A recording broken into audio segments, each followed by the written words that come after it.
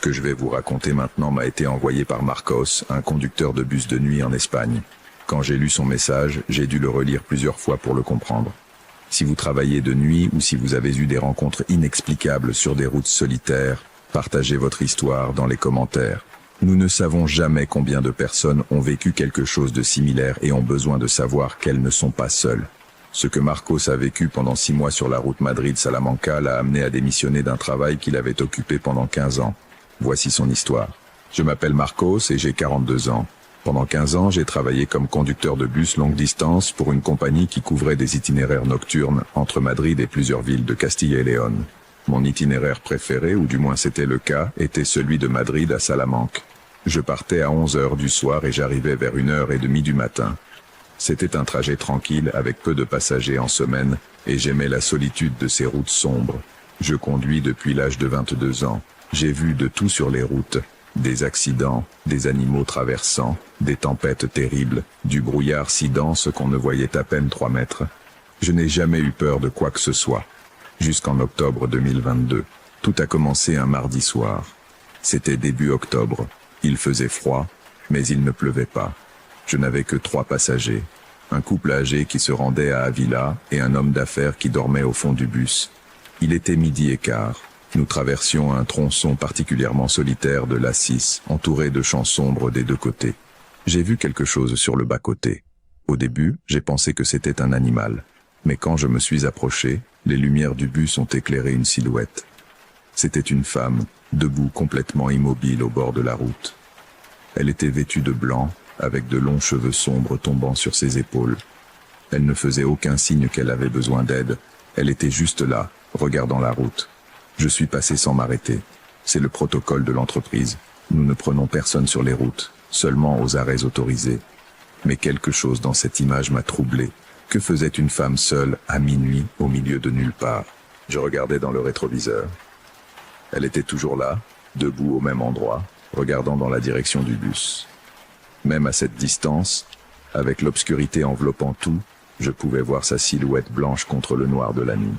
J'ai arrivé à Salamanque sans incident. J'ai déposé les passagers, rempli le rapport du jour et conduit le bus vide de retour au dépôt. J'ai pensé à la femme sur le bas-côté pendant tout le chemin du retour. Mais je me suis convaincu qu'elle avait probablement eu un problème avec sa voiture et que quelqu'un viendrait l'aider. 2 nuits plus tard, je l'ai revue. Cette fois, c'était jeudi. J'avais 5 passagers et je passais par le même tronçon de route, à peu près à la même heure. Et là, elle était exactement au même endroit, avec la même robe blanche, les mêmes longs cheveux, la même posture immobile. Mon cœur a fait un bond. Était-elle toujours là depuis la dernière fois? C'était impossible. 2 jours s'étaient écoulés. J'ai involontairement réduit la vitesse, essayant de mieux la voir. Quand les phares du bus l'ont complètement éclairée, elle a tourné la tête pour me regarder. Je ne peux pas décrire exactement ce qu'il y avait sur son visage. J'étais trop loin pour voir des détails clairs, mais il y avait quelque chose dans la façon dont elle me regardait qui m'a donné la chair de poule. J'ai accéléré et j'ai continué. Cette fois, quand j'ai regardé dans le rétroviseur, elle avait disparu. L'accotement était vide, comme si elle n'avait jamais été là. J'ai commencé à m'inquiéter. Cette nuit-là, quand je suis rentré chez moi, j'ai raconté à ma femme Laura ce que j'avais vu. Elle m'a dit que c'était probablement une prostituée attendant des clients. Quelque chose que l'on ne voit pas rarement sur certaines routes. Mais quelque chose ne collait pas. Les femmes qui travaillent sur les routes sont généralement près des aires de service ou des endroits avec plus de circulation. Ce tronçon était complètement désert. La semaine suivante, je l'ai vue 4 fois. Toujours au même endroit, toujours à la même heure, toujours avec cette robe blanche.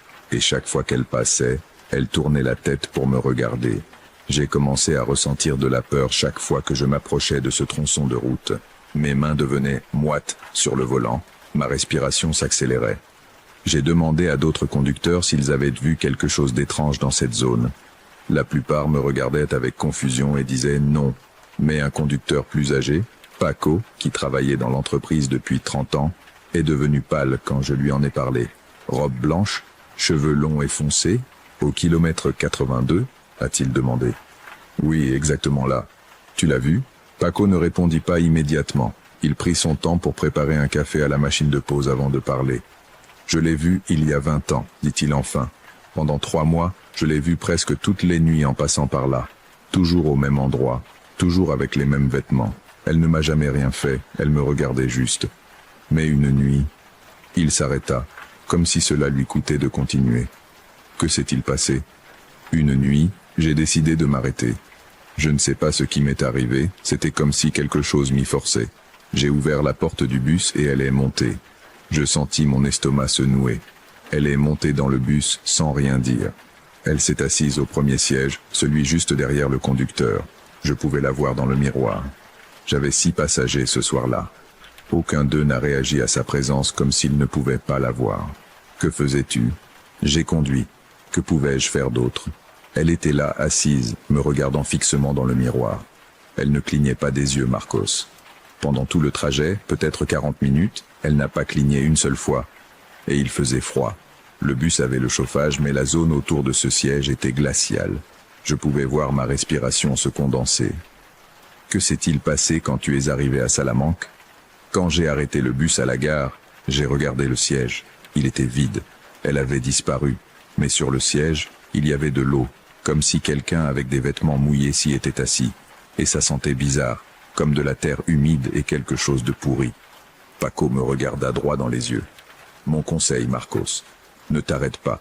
Peu importe quoi, ne fais pas arrêter ce bus quand tu la verras. Et si jamais elle monte, prie pour que ce ne soit pas ta dernière nuit. Après cette conversation, j'étais terrifié. J'ai envisagé de demander un changement de route, mais j'avais honte d'admettre à mon patron que j'avais peur d'une femme debout sur le bas-côté. Cela semblerait ridicule. Les semaines passèrent et les apparitions continuèrent. Mais quelque chose a commencé à changer. Chaque fois que je la voyais, elle était de plus en plus près du centre de la route. La première fois, elle était clairement sur le bas-côté. Maintenant, elle était presque au bord de la voie, comme si elle s'approchait peu à peu. Et son expression avait aussi changé. Au début, quand elle se retournait pour me regarder, son visage était inexpressif. Maintenant, quand elle était éclairée par les phares, je pouvais voir qu'elle souriait. Un petit sourire, presque imperceptible, mais définitivement un sourire. Une nuit de fin octobre, quelque chose de différent s'est produit. Je conduisais comme d'habitude, m'approchant du kilomètre 82 avec l'attention habituelle. Mais cette fois, quand je suis arrivé au point où je la voyais toujours, elle n'était pas là. Le soulagement que j'ai ressenti était indescriptible. Peut-être que c'était enfin fini. Peut-être que ce que cette femme était avait trouvé la paix ou simplement était partie. Ce sentiment de soulagement a duré exactement 5 minutes. J'ai entendu un bruit. Un tap-tap-tap comme quelqu'un frappant du verre. Cela venait de la porte du bus. J'ai regardé dans le rétroviseur latéral. Il n'y avait personne dehors. Nous étions au milieu de la route voyageant à 100 km à l'heure. Mais le bruit continuait. Tap, tap, tap. Une de mes passagers, une jeune femme, m'a demandé « Tu entends ça? Quelqu'un frappe ?» Donc ce n'était pas mon imagination. D'autres l'entendaient aussi. Le son s'est intensifié. Tap, tap, tap, tap, tap. Plus fort, plus insistant. Et puis, entre un tap et un autre, j'ai entendu quelque chose d'autre. Une voix, à peine un murmure, qui semblait venir de partout et de nulle part à la fois. « Fais-moi entrer ». La température à l'intérieur du bus a chuté drastiquement. Je pouvais voir ma respiration, les passagers ont commencé à se plaindre du froid. J'ai monté le chauffage au maximum, mais cela ne servait à rien. « Fais-moi entrer, Marcos ». Elle connaissait mon nom, cette chose savait mon nom. « Fais-moi entrer, et tout sera fini ». Les lumières du bus ont commencé à clignoter. Le moteur a toussé, menaçant de s'éteindre. J'ai agrippé le volant si fort que mes articulations sont devenues blanches. Je ne pouvais pas laisser le bus s'arrêter. Si nous nous arrêtions, si cette chose entrait, j'ai accéléré autant que j'osais. La limite de vitesse était de 100, mais j'ai poussé le bus jusqu'à 120. Les passagers se sont plaints, mais cela ne m'importait pas. Je devais juste sortir de ce tronçon de route. Le tapotement a continué pendant 10 km complets. 10 km de tap-tap-tap, et cette voix murmurant mon nom. Puis, soudain, cela s'est arrêté. La température est revenue à la normale. Les lumières se sont stabilisées. Le silence est revenu. J'ai regardé dans tous les miroirs. Il n'y avait rien. Nous étions seuls sur la route sombre. Quand je suis arrivé à Salamanque ce soir-là, mes mains tremblaient tellement que je pouvais à peine écrire le rapport. Un des passagers s'est approché avant de descendre. « Qu'est-ce que c'était ?» a-t-il demandé. « Ce froid, ces coups ?» « Je ne sais pas, ai-je menti. Peut-être un problème électrique. » Il ne m'a pas cru. Je pouvais le voir dans ses yeux. Mais il a hoché la tête et est parti. Après cette nuit-là, j'ai demandé quelques jours de congé. J'ai dit à mon patron que je ne me sentais pas bien, ce qui n'était pas tout à fait un mensonge. Je ne dormais pas bien. J'avais des cauchemars constants avec cette femme en blanc, avec son sourire et ses yeux qui ne clignaient pas. Laura était inquiète. Elle m'a suggéré de voir un médecin, peut-être un psychologue.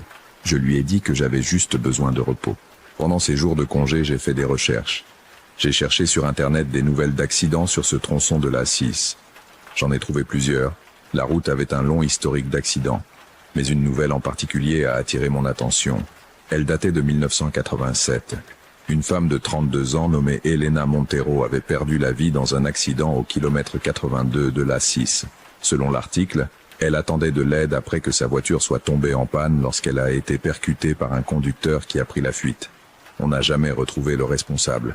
Elle était décrite comme une femme aux longs cheveux bruns qui, ce soir-là, portait un chemisier blanc. L'article comprenait une photo floue d'archives.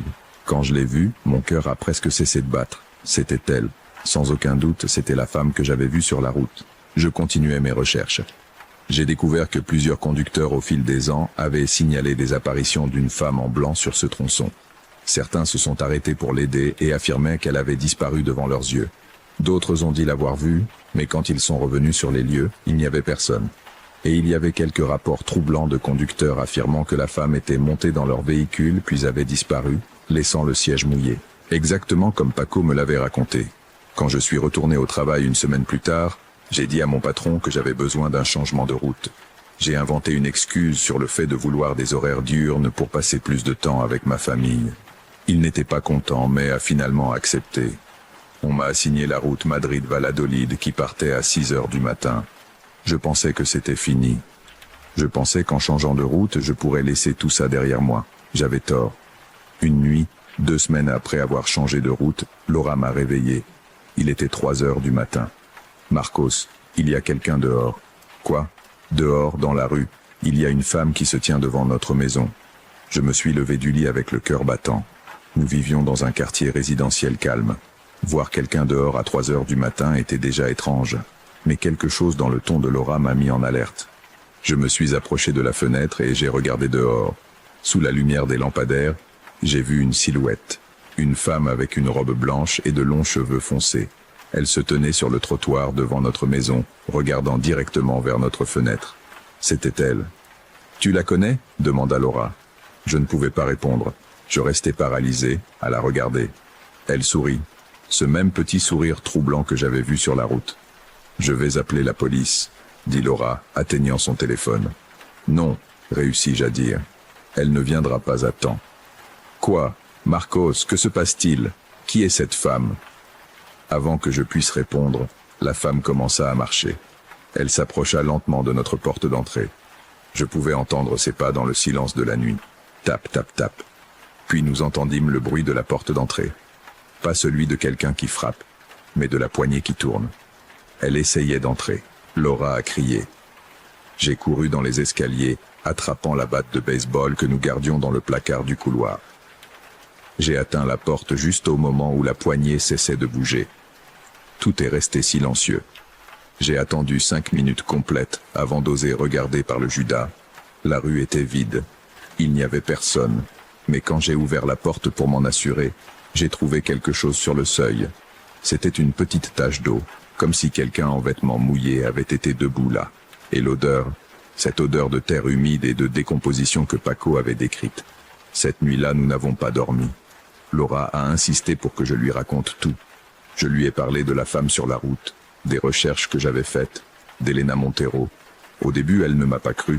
Elle a pensé que j'avais une sorte de crise nerveuse. Mais elle avait vu la femme de ses propres yeux. Elle avait entendu la poignée tourner. Le lendemain matin, j'ai appelé Paco. Je lui ai raconté ce qui s'était passé. « Il est venu chez toi », dit-il d'une voix sombre. « C'est mauvais, Marcos. Très mauvais. Cela signifie qu'il ne te laissera pas en paix juste parce que tu as changé de route. Que veut-il de moi? Je ne sais pas. Mais tu dois faire quelque chose avant qu'il ne soit trop tard. Que puis-je faire? Parle à quelqu'un qui s'y connaît. Un prêtre, un médium, quelqu'un. Je ne suis pas religieux. Je ne l'ai jamais été. Mais j'étais désespéré. J'ai cherché sur Internet et j'ai trouvé un prêtre à Madrid qui avait soi-disant de l'expérience avec des cas paranormaux. Le père Esteban. Je l'ai appelé et lui ai expliqué la situation. Il a écouté en silence, sans interrompre. Quand j'ai terminé, il a soupiré profondément. Ce que tu décris est un esprit tourmenté. Elena Montero est morte de manière violente et inattendue. Le conducteur qui l'a renversée n'a jamais été retrouvé. Il n'y a jamais eu de justice. Cela la maintient attachée à cet endroit, à ce moment. Pourquoi me poursuit-elle? Je n'ai rien à voir avec sa mort. Peut-être te voit-elle comme quelqu'un qui peut l'aider, ou peut-être que tu ressembles simplement à l'homme qui l'a tué. Les esprits ne sont pas toujours rationnels, surtout ceux qui ont été piégés pendant des décennies. Comment faire pour qu'elle me laisse en paix? Tu dois l'aider à trouver la paix. Elle a besoin que quelqu'un reconnaisse ce qui lui est arrivé, que quelqu'un se souvienne. Va à l'endroit où elle est morte. Apporte des fleurs. Prie pour elle. Reconnais sa douleur et son injustice. Parfois, c'est suffisant. Cela semblait simple, peut-être trop simple. Mais je n'avais pas d'autres options. Cet après-midi-là, j'ai acheté des fleurs blanches. J'ai conduit ma voiture personnelle jusqu'au kilomètre 82 de la 6. C'était la première fois que je revenais à cet endroit depuis que j'avais changé de route. Le soleil était encore haut dans le ciel, mais j'ai quand même ressenti un frisson en m'approchant. Je me suis arrêté sur le bas-côté, exactement là où je l'avais vu tant de fois. Je suis sorti de la voiture avec les fleurs à la main. La circulation passait à mes côtés, indifférente. Je me suis agenouillé sur la terre du bas-côté, et j'ai déposé les fleurs. Puis, me sentant un peu ridicule mais désespéré, j'ai parlé à voix haute. « Elena Montero, je suis désolé pour ce qui t'est arrivé. Je suis désolé que personne n'ait payé pour ta mort. Je suis désolé qu'on t'ait laissé ici seul. Je ne t'oublie pas. Personne ne t'oublie. » Le vent a soufflé, agitant les fleurs. Il ne s'est rien passé d'autre. Je suis resté là 10 minutes, attendant quelque chose. Un signe, une présence, n'importe quoi. Mais il n'y avait que moi, le vent et le bruit constant de la circulation. Finalement, je me suis levé et je suis retourné à ma voiture. En conduisant de retour chez moi, je me sentais stupide. Qu'est-ce que j'attendais? Qu'un fantôme me remercie? Que tout se résolve magiquement? Cette nuit-là, Laura et moi sommes restés éveillés jusqu'à tard, parlant de déménagement, de changement de travail, de recommencer ailleurs. Nous envisagions sérieusement de quitter Madrid. Vers minuit, Laura s'est endormie sur le canapé. Je suis resté éveillé, incapable de fermer les yeux. Puis j'ai entendu quelque chose. Des pas. Doux, lents. Ils venèrent de l'étage supérieur. J'ai saisi la batte de baseball et monté les escaliers avec le cœur au bord des lèvres. La porte de notre chambre était ouverte, bien que j'étais sûr de l'avoir fermée. Je suis entré lentement. Elle était là, debout près de la fenêtre, regardant vers la rue. À la lumière de la lune qui pénétrait par la fenêtre, je pouvais la voir plus clairement que jamais. Sa robe était déchirée et tachée. Sa peau avait une teinte grisâtre, maladive. Et quand elle s'est tournée pour me regarder, j'ai vu que ses yeux étaient vides. Il n'y avait pas de pupilles, juste du blanc. Elle a ouvert la bouche pour parler. Sa voix était un murmure rauque, comme si elle ne l'avait pas utilisé depuis des décennies. « Merci. » J'ai cligné des yeux, surpris. « Quoi? Merci de te souvenir. Pour les fleurs, pour reconnaître. Elena, je suis ici depuis si longtemps. Si seul, si en colère. L'homme qui m'a tué, ils ne l'ont jamais trouvé. Il n'y a jamais eu de justice. Et chaque année qui passait, je devenais plus amer, plus perdu. Ses yeux vides me regardaient avec quelque chose qui ressemblait à de la tristesse. Je t'ai vu dans ton bus, nuit après nuit. J'ai vu ta gentillesse avec les passagers. J'ai vu que tu étais bon. Et j'ai pensé que peut-être tu pourrais m'écouter, que peut-être tu te souviendrais que j'ai existé. Je suis désolé, dis-je, ne sachant pas quoi dire d'autre. Je suis désolé pour ce qui t'est arrivé. Ce n'était pas ta faute, mais merci. Personne n'avait dit ça avant. Elle a commencé à s'estomper, devenant plus transparente. « Tu vas partir maintenant ?» demandai-je. « Je vais essayer. Après tant de temps, je ne sais pas si je peux. Mais je vais essayer. Merci Marcos. Merci de me voir, de reconnaître que j'ai existé, que j'ai compté. » Et puis elle a disparu. Elle a simplement cessé d'être là.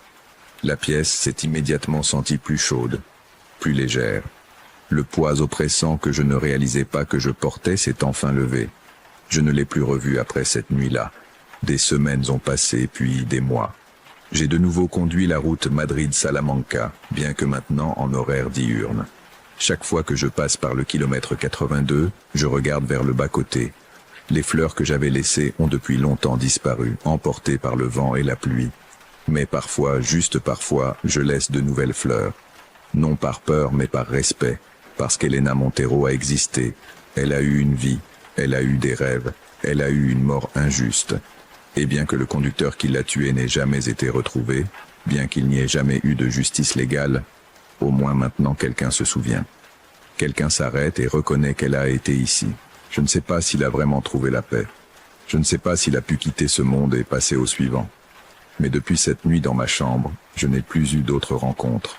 Plus de coups à la porte du bus, plus de silhouettes blanches dans l'obscurité. Parfois, je me demande si tout cela était réel ou si j'ai eu une sorte d'épisode psychotique prolongé. Mais Laura l'a aussi vu. Paco m'avait raconté des histoires similaires des décennies auparavant. Et ces fleurs que j'ai laissées sur le bord de la route. Quand je suis revenu sur les lieux quelques jours plus tard, j'ai découvert que quelqu'un avait ajouté d'autres fleurs. Des fleurs fraîches que je n'avais pas mises. Peut-être était-ce un membre de la famille d'Elena qui visite aussi l'endroit. Ou peut-être était-ce autre chose. Tout ce que je sais, c'est que maintenant, je conduis ces routes avec plus de respect. Plus conscient que chaque kilomètre a son histoire, chaque virage ses secrets. Et que parfois, les morts ont juste besoin d'être rappelés. Et là se termine le témoignage de Marcos. Il m'a dit qu'il conduit encore cette route et que chaque fois qu'il passe par ce kilomètre spécifique, il ressent quelque chose. Pas de peur, mais une sorte de reconnaissance silencieuse.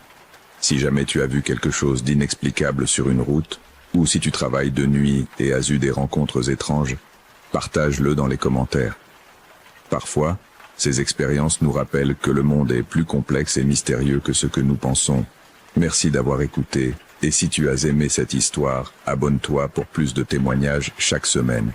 Bon voyage, et souviens-toi, parfois, ce que tu vois sur la route n'est pas toujours ce qu'il semble. Prends soin de toi.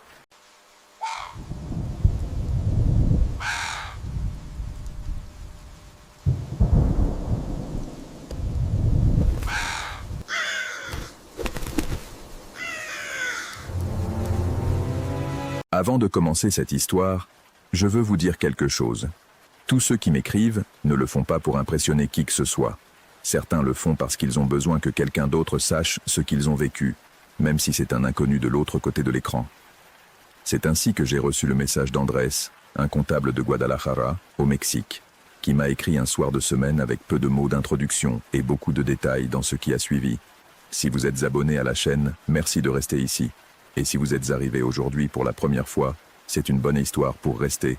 Ce qu'Andrés a vécu pendant les semaines qui ont suivi le déménagement de sa famille dans une nouvelle maison est le genre d'expérience qui change à jamais la façon dont on regarde les recoins sombres de son propre foyer. Je suis comptable. Je travaille avec des chiffres, avec des bilans, avec des structures logiques qui doivent correspondre au centime près.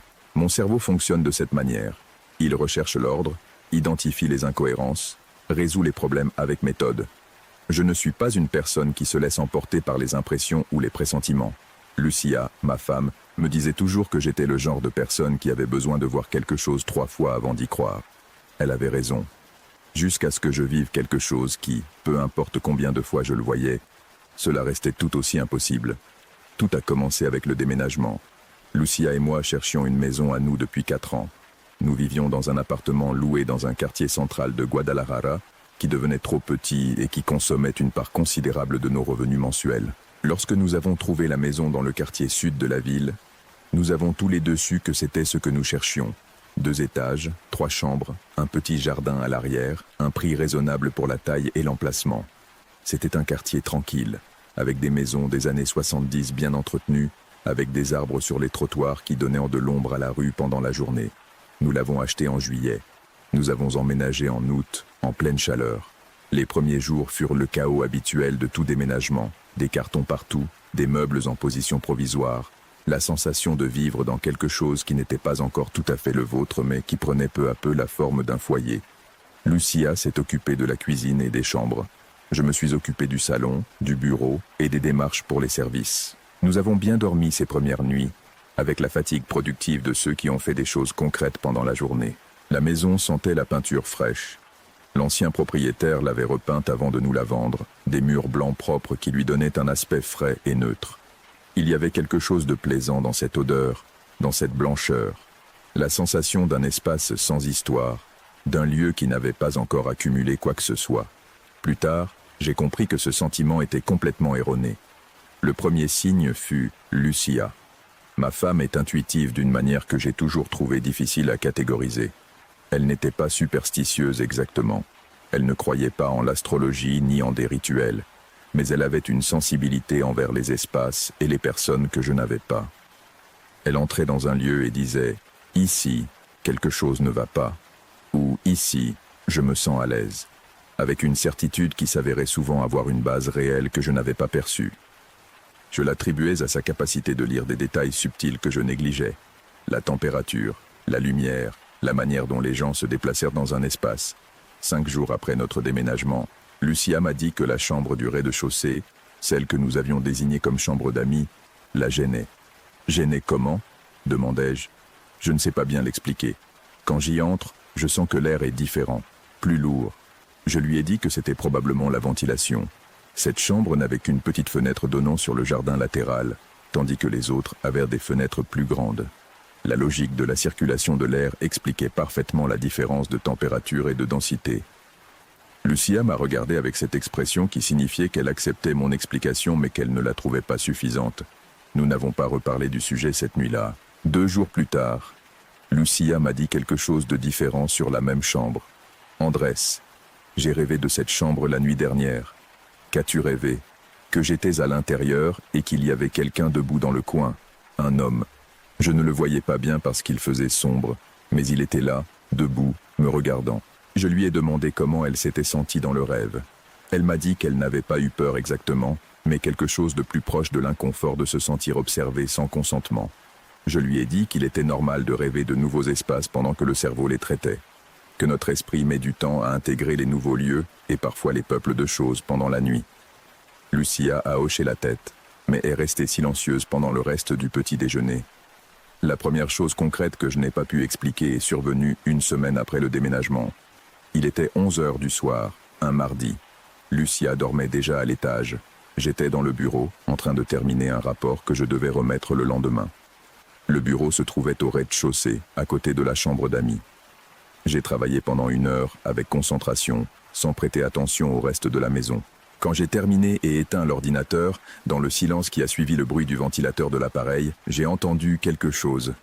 C'était un son très faible, presque à la limite du perceptible, comme quelqu'un respirant, lentement et régulièrement, dans la chambre à côté. Je restais immobile, écoutant. Le son continuait. Il était rythmique, consistant, avec la cadence de quelqu'un qui dort ou qui est complètement immobile mais éveillé. Trop régulier pour être le vent, trop organique pour être un quelconque système mécanique de la maison. Je me levai lentement et allai à la porte de la chambre d'amis. Elle était fermée. Je mis la main sur la poignée et attendis un moment, écoutant depuis le couloir.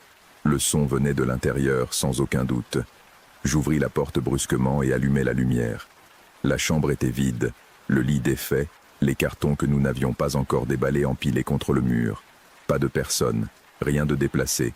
Le son avait disparu au moment où j'allumais la lumière. Je suis resté sur le seuil pendant un moment, scrutant la pièce du regard, cherchant quoi que ce soit qui expliquerait ce que j'avais entendu. Rien. J'ai fermé la porte et monté dans la chambre principale. Lucia dormait paisiblement. Je me suis couché avec précaution pour ne pas la réveiller et j'ai passé un moment à regarder le plafond avant de m'endormir. Je ne lui ai rien dit le lendemain. Je ne voulais pas l'inquiéter avec quelque chose qui avait probablement une explication que je n'avais pas encore trouvée. Mais les jours suivants, d'autres choses se sont accumulées sans explication non plus. Mercredi, la porte de la chambre d'amis, que j'avais fermée avant de me coucher, était ouverte le lendemain matin. Pas en grand, mais entrebâillée, d'environ 20 cm. Jeudi, Lucia m'a dit que la nuit précédente, pendant que je dormais, elle s'était réveillée et avait eu l'impression qu'il y avait quelqu'un d'autre dans la chambre, qu'elle n'avait rien vu, mais que la sensation avait été si claire qu'elle avait allumé la lumière et vérifié toute la pièce. Le vendredi, j'ai moi-même fait ce rêve.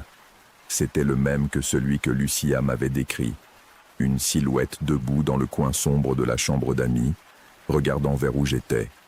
Dans ma version du rêve, la silhouette était plus définie que dans la description de Lucia.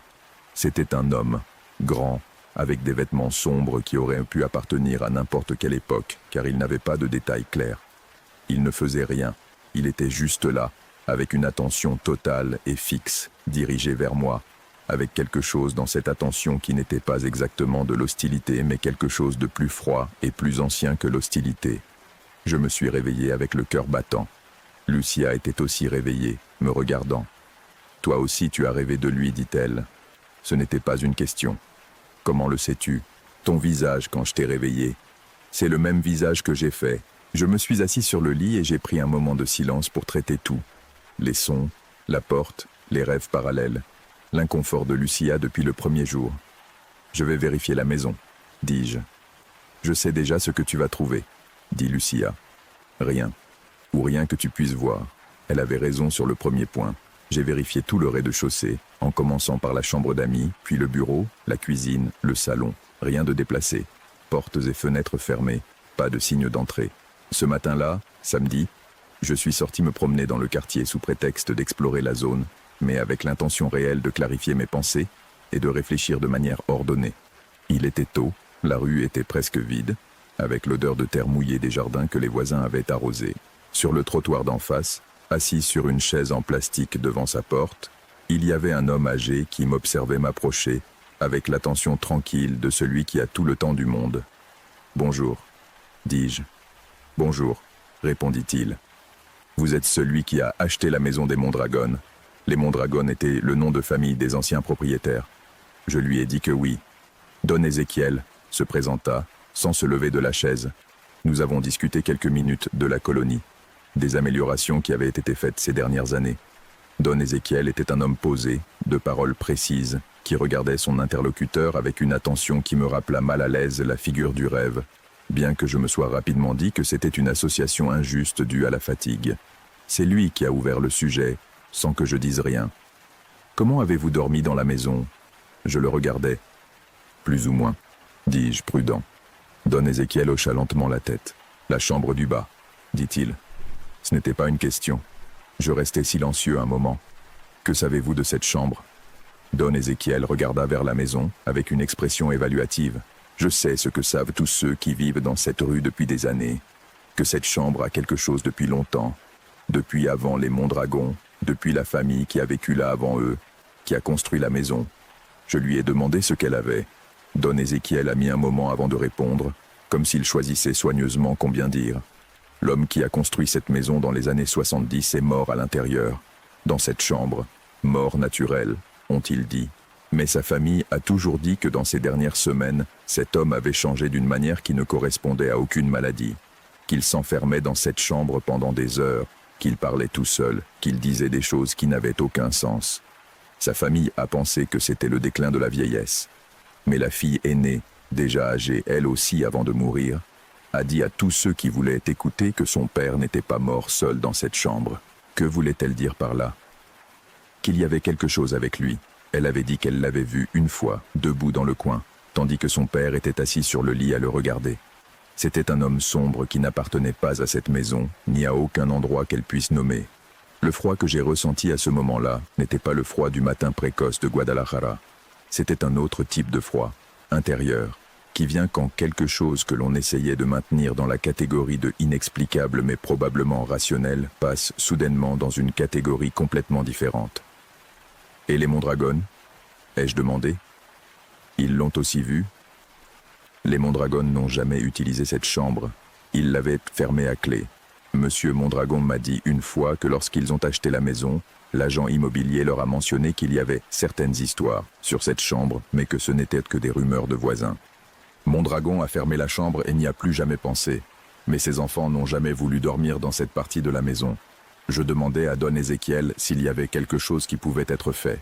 Le vieil homme me regarda pendant un moment. Il y a une dame dans la colonie américaine qui s'occupe de ce genre de choses. Ce n'est pas une guérisseuse ni rien de tout ça. C'est une femme qui a étudié ces situations pendant de nombreuses années et qui sait comment les gérer. Si vous me donnez son numéro, je l'appellerai moi-même pour lui expliquer. J'ai accepté. Don Ézéchiel est entré chez lui et est revenu avec un numéro de téléphone noté sur un papier. Il me l'a donné sans plus de cérémonie. Cet après-midi, j'ai tout raconté à Lucia. Je lui ai parlé des sons, de la porte et de ce que Don Ézéchiel m'avait dit sur l'homme qui était mort dans cette chambre et la silhouette que sa fille avait vue dans le coin. Lucia m'a écouté en silence. Quand j'ai terminé, elle a dit « Je le savais déjà. Pas ce que tu viens de me raconter, mais je savais qu'il y avait quelque chose. Depuis le premier jour.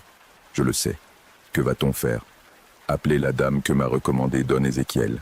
Lucia a hoché la tête. La dame s'appelait Amparo. Elle avait environ 50 ans, parlait avec une précision académique, et quand elle est arrivée à la maison le lendemain, la première chose qu'elle a faite a été de me demander de lui montrer chaque pièce sans me dire laquelle nous préoccupait. Elle voulait tirer ses propres conclusions sans que je les contamine. Je l'ai suivie dans tout l'étage supérieur sans qu'elle ne dise rien de spécial. Puis nous sommes descendus au rez-de-chaussée. Elle est passée par la cuisine, le salon, le bureau. Et quand elle est arrivée à la porte fermée de la chambre d'amis, elle s'est arrêtée sans que je dise quoi que ce soit. « C'est ici », a-t-elle dit. Oui, Amparo ouvrit la porte et entra. Je restais sur le seuil, observant.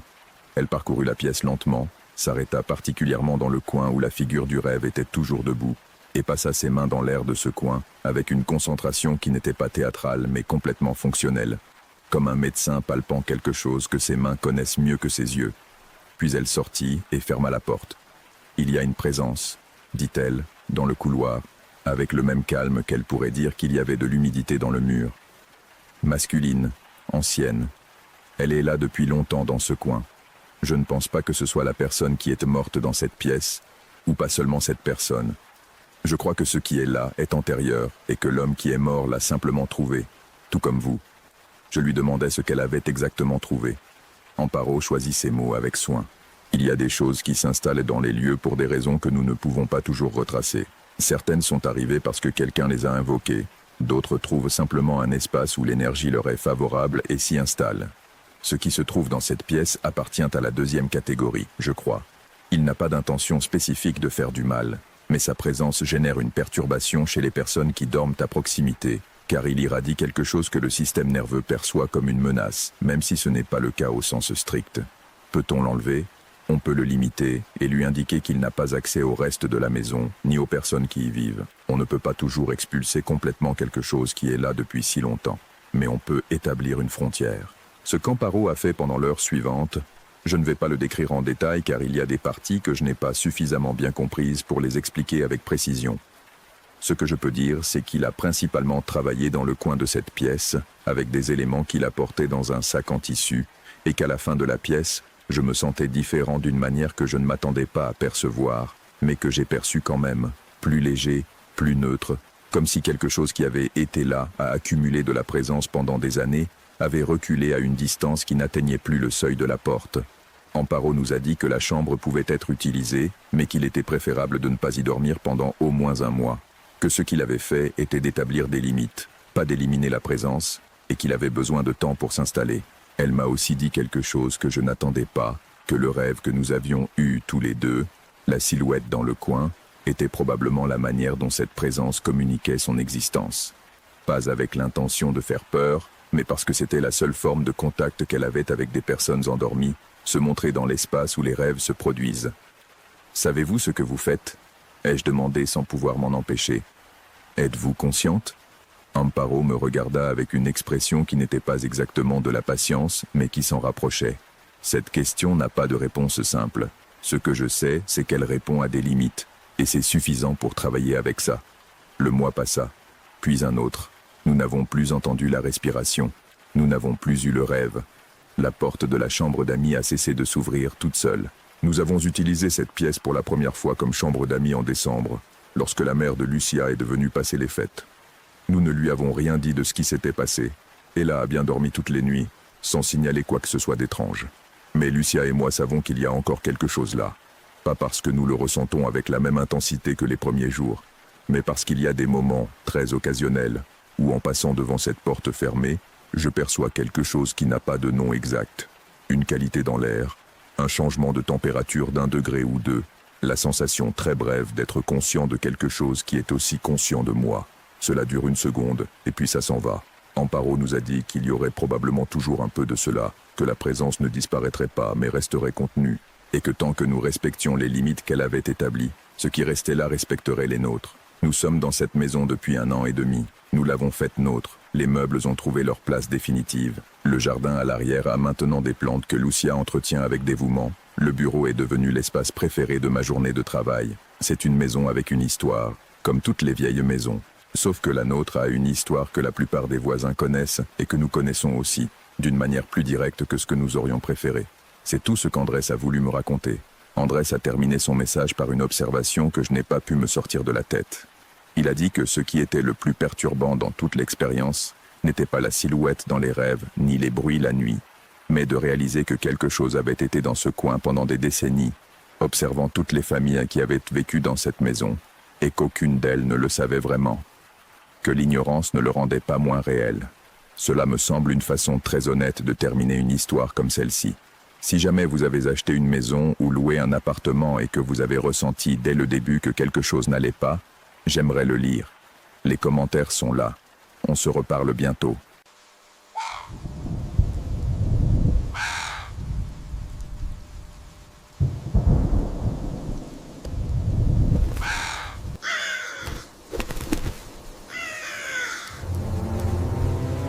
Ce que je vais vous raconter maintenant m'a été envoyé par Andrés, un médecin à la retraite qui a passé plus de 20 ans à travailler dans des villages de l'intérieur avant de prendre sa retraite dans l'un d'eux.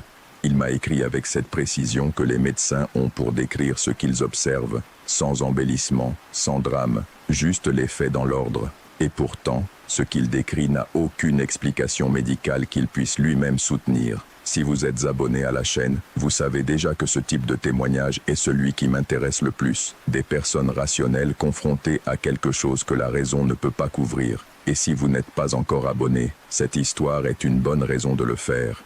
Voici ce qu'Andrés a vécu pendant l'hiver qu'il a passé seul dans les montagnes. Je suis médecin. Je l'ai été pendant 31 ans. Et je dis que je l'ai été parce que cela fait 3 ans que je suis à la retraite. Et depuis lors, j'essaie de me convaincre que je ne définis plus mon identité par cela. Je n'y parviens pas toujours. Je mentionne le médecin parce que cela importe pour comprendre comment je traite les choses. 31 ans de médecine rurale vous apprennent à observer avec soin, à ne pas conclure avant d'avoir suffisamment d'informations, à distinguer entre ce que vous voyez et ce que vous interprétez. C'est un entraînement qui devient automatique, qui entre dans les réflexes. Quand quelque chose se passe, mon premier mouvement n'est ni la peur, ni l'explication surnaturelle. C'est l'observation systématique. Ce qui m'est arrivé à Paramo Grande a résisté à toutes mes tentatives d'observation systématique. Je me suis installé à Paramo Grande lorsque j'ai pris ma retraite, en partie parce que j'avais passé 15 de mes 31 ans à travailler dans cette municipalité, et que cet endroit s'était ancré en moi, et en partie parce qu'après des décennies en consultation, je voulais du silence. Paramo Grande est un village de montagne, à plus de 2000 mètres d'altitude, avec de la brume la majeure partie de l'année et un froid qui n'est pas agressif mais persistant, du genre qui s'installe dans les os sans que l'on s'en rende compte. Environ 300 personnes, un poste médical où j'avais travaillé et où travaillait maintenant une jeune docteure qui n'avait pas besoin de mes conseils, bien qu'elle les demandât parfois par courtoisie. Je me suis installé dans une maison au bord du village, avec vue sur les collines et un jardin qui au printemps avait des fleurs que je n'avais pas plantées, mais que la personne qui avait vécu là avant moi avait mises, et qui revenait toute seule chaque année avec cette obstination silencieuse des plantes qui sont depuis longtemps à un endroit. Les premiers mois étaient exactement ce que je voulais. Tranquillité, lecture, promenade dans les collines, conversation lente avec les gens du village que je connaissais depuis des années. Rien d'extraordinaire. Le type de vie que l'on imagine quand on dit qu'on veut se reposer et qui s'avère généralement plus difficile à maintenir qu'il n'y paraît, mais qui, dans mon cas, peut-être parce que j'étais véritablement épuisé, s'est révélée parfaite. Je connaissais Doña Petra depuis mes années de médecin dans le village. C'était une femme d'âge indéfinissable, de celles qui semblent avoir toujours eu 70 ans et qui continueront probablement à le paraître encore longtemps. Elle vivait seule dans une maison près du cimetière, cultivait un potager avec une variété de plantes que je, avec mes connaissances de base en botanique médicale, n'avais jamais réussi à identifier complètement, et avait une réputation dans le village qui était difficile à catégoriser.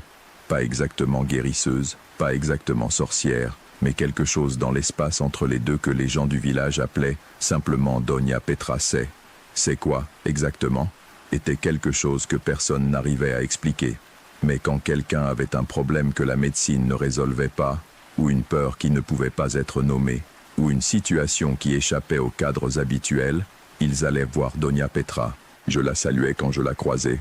Nous avions la relation cordiale de deux personnes qui se respectent sans avoir besoin de plus. Elle ne m'avait jamais rien demandé, et je ne lui avais jamais rien demandé. Cela a changé au deuxième hiver après ma retraite. Tout a commencé avec le chien. J'avais un chien depuis 1 an, un grand animal calme, couleur café foncé, qui était apparu à ma porte un matin sans propriétaire visible, et qui était resté avec la même naturalité que les choses destinées à rester s'installent simplement. Je l'ai appelé Médano, parce qu'il avait la couleur du sable de certaines rivières du Nord, où j'avais travaillé jeune. Médano était un chien au tempérament stable. Il n'aboyait pas sans raison, il n'avait pas peur du vent ni des bruits de la montagne, il dormait sur le porche avec cette sérénité des animaux qui se sentent complètement en sécurité sur leur territoire. Début juillet, avec l'hiver déjà installé dans la montagne, Médano a commencé à se comporter différemment. Au début, c'était subtil. À certains moments, il restait paralysé en regardant vers la colline nord, celle qui se trouvait derrière la maison, les oreilles dressées et le corps tendu. Il n'aboyait pas, il regardait simplement. Et quand je m'approchais pour voir ce qui avait attiré son attention, je ne voyais rien.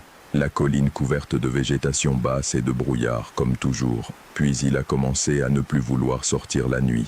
Médano était un chien qui aimait les nuits froides, qui errait dans le jardin jusqu'à tard et qui retournait dormir sur le porche une fois sa ronde terminée.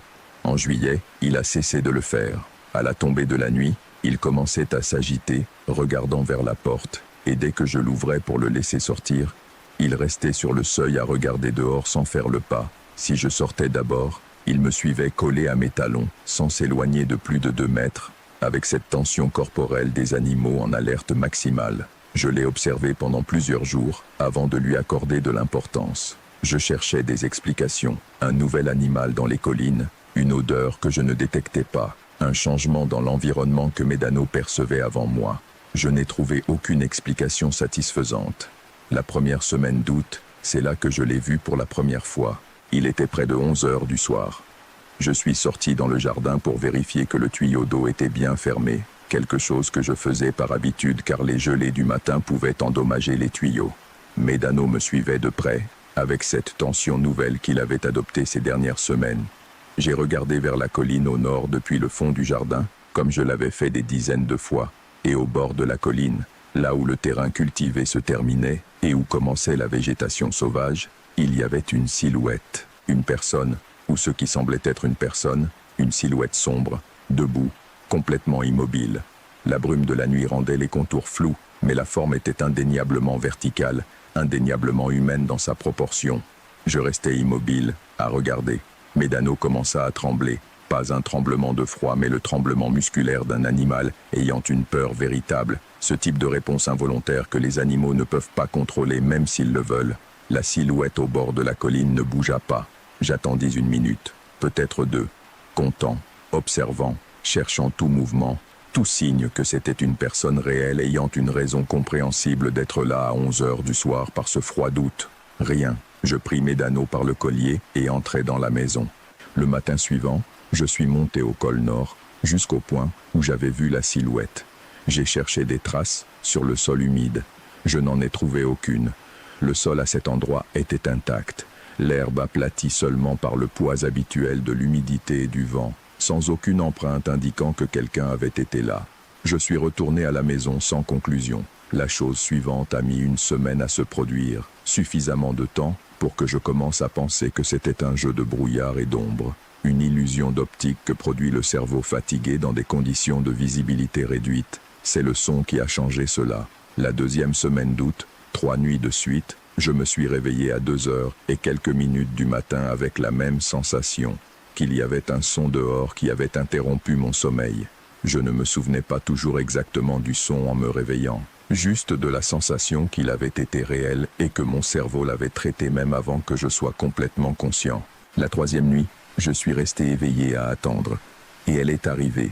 C'était un son difficile à décrire avec précision, quelque chose entre un sifflement et une vocalisation, avec une fréquence basse qui semblait venir de l'extérieur, mais résonnait d'une manière qui rendait difficile de situer son origine exacte. Ce n'était pas le vent, que je connaissais bien dans cette montagne après 2 ans, et ce n'était aucun animal que je pouvais identifier parmi ceux qui habitaient les collines environnantes. Cela a duré peut-être 3 minutes. Puis cela s'est arrêté. Médano, qui dormait dans la chambre avec moi ces semaines-là parce qu'il avait cessé d'accepter le Porsche, était éveillé et paralysé, regardant par la fenêtre. Le lendemain matin, je suis allé voir Doña Petra. Je l'ai trouvée dans son jardin, les mains dans la terre, récoltant quelque chose que je ne reconnaissais pas. Quand elle m'a vu arriver, elle n'a pas été surprise, comme si elle avait attendu cette visite. Elle m'a offert du thé, l'a préparé avec des feuilles qu'elle a sorties d'un pot sans étiquette, et nous nous sommes assis à la petite table de sa cuisine. Le compte tout, le comportement de Médano, la silhouette sur la colline, le son aux petites heures du matin. Donna Petra écoutait sans interrompre, les mains enveloppées autour de la tasse, me regardant avec cette attention particulière de celui qui écoute non seulement les mots, mais ce qui se cache derrière eux. Quand j'ai terminé, elle garda le silence un moment, puis elle demanda « Avez-vous vu une nouvelle personne traîner dans le village ces dernières semaines ?» Je réfléchis. Paramo Grande était un village où les visages nouveaux se remarquaient. « Il y a une femme, dis-je. Elle est arrivée il y a environ un mois. Elle vit dans la maison des Gutiérrez qui est inoccupée depuis qu'ils sont partis en ville. Je ne sais pas comment elle s'appelle. » Donna Petra hocha lentement la tête. « L'avez-vous vue de près ?»« Seulement de loin, dans la rue principale. » Je marquai une pause. Elle est plus âgée, cheveux longs. Elle est toujours seule. Doña Petra resta silencieuse pendant un moment qui lui semblait long. « Avez-vous remarqué quelque chose chez vos animaux quand elles passent près ?»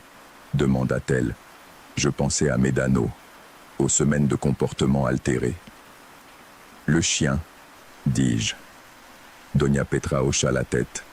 « Les animaux savent avant les gens, dit-elle, et puis, choisissant ses mots avec soin, il y a des personnes qui ont le don de se transformer, de sortir la nuit d'une manière et d'une autre manière. » Elle fit une pause. « Dans ce village, dans les collines d'ici, cela a toujours été su.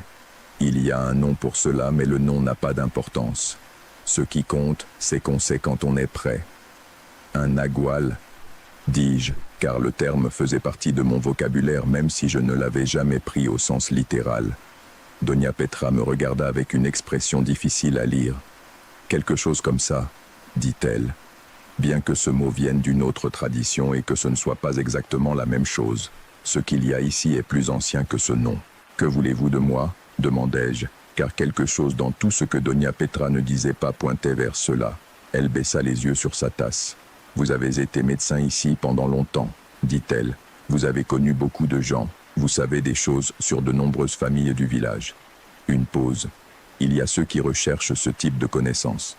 Que quelqu'un connaisse les secrets de nombreuses personnes a de la valeur pour certains objectifs. Je ne répondis pas immédiatement. Je traitais cela avec la partie de mon cerveau qui est systématique depuis des décennies. « Quel type d'objectif ? Je ne veux pas spéculer, dit Doña Petra. Mais il existe des moyens d'obtenir cette connaissance qui ne sont pas des conversations.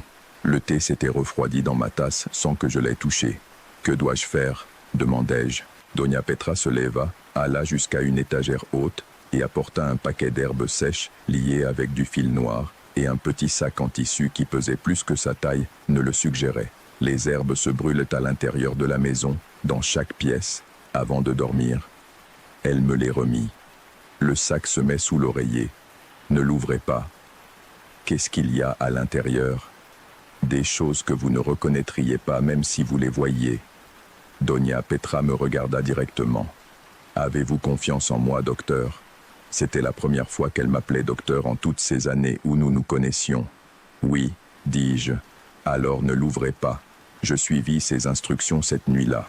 Je brûlais les herbes dans chaque pièce, avec l'odeur amère et terreuse remplissant la maison, et je mis le sac sous l'oreiller. Je me sentis, comme je m'étais senti auparavant dans des situations similaires, entre l'inconfort rationnel d'un homme de science, suivant des instructions qu'il ne pouvait pas vérifier, et quelque chose de plus profond, de plus ancien que la formation médicale, qui reconnaissait la gravité de ce que je faisais. Cette nuit-là, il n'y avait pas de son à l'aube. La suivante non plus. La troisième nuit, si. Mais cette fois, c'était différent. Le son a commencé de la même manière, cette vocalisation basse et difficile à situer, mais a duré moins longtemps, et il avait une qualité différente, comme s'il venait de plus loin, ou comme si quelque chose empêchait qu'il arrive complètement. Il s'est arrêté avant 2 minutes, abruptement, comme quand on coupe quelque chose en plein milieu. Médano était toujours éveillé et tendu, mais il ne tremblait plus. Le lendemain, je suis descendu au village tôt, et j'ai croisé dans la rue principale la femme que Doña Petra et moi avions mentionnée. C'était la première fois que je la voyais de près. Elle était plus âgée, comme je l'avais dit, avec des cheveux complètement blancs, lisses et longs jusqu'aux épaules. Elle marchait lentement, avec un sac de course, et quand je suis passé à ses côtés, elle a levé les yeux et m'a regardé. Elle avait des yeux d'une couleur brun très clair, presque jaune, qui brillaient d'une manière qui n'était pas exactement normale, mais qui n'était pas non plus indéniablement anormale, juste frappante. Elle me regarda pendant la seconde que dura le croisement de nos pas, et dans cette seconde, je vis quelque chose que je ne savais pas comment traiter. Pas d'hostilité, pas de menace, mais de la reconnaissance. Comme si elle savait exactement qui j'étais et ce que j'avais fait ces dernières nuits, et qu'elle évaluait ce que cela signifiait. Je passais sans m'arrêter. Cet après-midi-là, je revis Doña Petra et je lui racontai la rencontre. Elle m'écouta puis dit « Vous savez déjà qu'elle a une protection. » Une pause. Les personnes comme elle n'insistent pas quand elles savent qu'il y a quelqu'un qui comprend ce qui se passe. Elles cherchent des endroits où personne ne le sait. « Va-t-elle quitter le village ?» demandai-je. « Probablement. » Doña Petra me regarda. « Mais docteur, une chose de plus. » Elle se leva et alla jusqu'à un tiroir de la cuisine, en sortit quelque chose et me l'apporta. C'était une feuille de papier pliée. C'est au cas où vous reverriez quelque chose sur la colline nord. Au cas où le son reviendrait. Elle me la donna. Ce sont des mots à dire à voix haute, en regardant vers la direction d'où vient le son. Il n'est pas nécessaire que vous les compreniez, juste les dire. Je pris le papier, je l'ouvris. Il y avait quelques lignes écrites dans un mélange d'espagnol et quelque chose d'autre que je ne reconnus pas, dans une écriture qui n'était pas celle de Doña Petra mais plus ancienne, comme si elle avait copié quelque chose d'un autre document. « Depuis combien de temps ces mots sont-ils dans votre famille ?» demandai-je, car quelque chose dans cette écriture me disait qu'ils avaient une histoire. Doña Petra sourit légèrement, la première fois que je la voyais sourire durant toute cette conversation. Plus que ce qu'il me convient de raconter, dit-elle. Je rangeai le papier. La femme aux cheveux blancs a quitté la maison des Gutiérrez 10 jours après notre rencontre dans la rue. Elle est simplement partie, sans prévenir personne, laissant la maison exactement comme elle l'avait trouvée. La seule trace de son séjour était une odeur persistante dans une des chambres que le propriétaire de la maison, lorsqu'il est revenu la vérifier, a décrite comme de la terre brûlée et quelque chose d'autre qu'il n'a pas su nommer. Les bruits nocturnes ont complètement cessé. Médano a retrouvé son tempérament habituel en moins d'une semaine. Il est retourné sur le porche, a repris ses rondes nocturnes, est revenu à cette sérénité stable qu'il avait avant juillet. J'ai continué à brûler les herbes que Doña Petra m'avait données, une fois par semaine, jusqu'à ce qu'elles soient épuisées. Le sac en tissu est toujours sous mon oreiller. Je ne l'ai pas ouvert. Je suis médecin. Je passe 31 ans à observer le corps humain avec la conviction que tout a une explication si l'on cherche avec suffisamment de soin. Et je le crois encore, dans le sens le plus large. Mais il y a un espace entre ce que la science peut vérifier aujourd'hui et ce qui existe dans le monde, et cet espace n'est pas petit. Ce qui s'est passé à Paramo Grande cet hiver vivait dans cet espace. Je n'ai pas de diagnostic pour cela. Et pour la première fois en 31 ans, l'absence de diagnostic ne me dérange pas. Mon fils Thomas est venu me rendre visite en septembre, lorsque l'hiver cédait déjà. Il est médecin aussi, comme moi, et nous avons passé un long après-midi à prendre du café et à parler de travail, de sa vie en ville, des changements dans le système de santé. À un moment donné, il m'a demandé comment allait la vie au village. Je lui ai dit que ça allait, que c'était tranquille. Je ne lui ai rien raconté de ce qui s'était passé. Il y a des choses qui ont besoin du bon contexte pour être entendues. Et mon fils n'est pas encore arrivé à ce point de sa vie où certains contextes s'ouvrent d'eux-mêmes.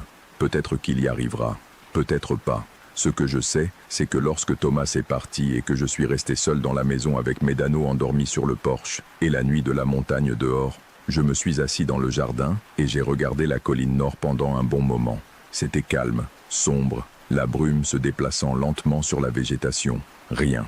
Et pourtant, avant d'entrer, j'ai sorti le papier de Doña Petra de la poche où je le garde depuis cet après-midi-là, et je l'ai lu à voix basse une fois, en regardant vers la colline, au cas où. Les mots que je ne comprends pas mais que je dis quand même, parce qu'il y a des choses que la formation médicale ne couvre pas. et qu'il vaut mieux gérer avec le type de connaissance qui prend plus de temps dans le monde. C'est tout ce que j'ai à dire. Ainsi se termine le récit d'Andrés. Il m'a écrit qu'il vit toujours à Paramo Grande, que Médano va bien, et que Doña Petra et lui prennent un thé de temps en temps sans beaucoup parler de cela. Il dit que c'est suffisant. Il me semble que ce qui pèse le plus dans cette histoire n'est pas la menace en elle-même, mais ce qu'elle a exigé d'un homme habitué à tout expliquer, accepter qu'il existe des connaissances plus anciennes que les siennes, et leur faire confiance. Si cette histoire a résonné en toi d'une manière ou d'une autre, j'aimerais le lire dans les commentaires. Et si tu as quelque chose de caché que personne n'a encore entendu, tu sais déjà où me trouver. Passe une bonne nuit, on se retrouve la prochaine fois.